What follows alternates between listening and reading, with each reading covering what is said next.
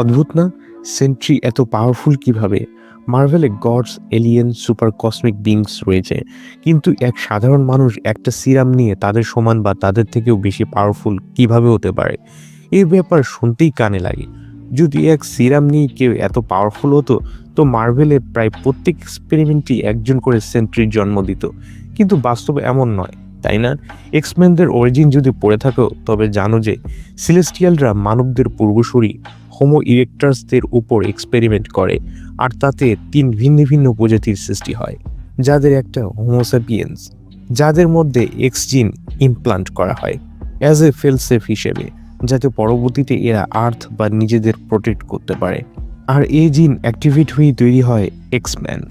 তাদের পাওয়ার সাধারণত রাগ, দুঃখ, বেদনা থেকে অ্যাক্টিভেট হতো, কিন্তু সেন্ট্রির কথা চিন্তা করলে তার ডিস্টার্বড মাইন্ড সিরামের সাথে মিলে তার সেই হিডেন পাওয়ারকে অ্যাক্টিভেট করে।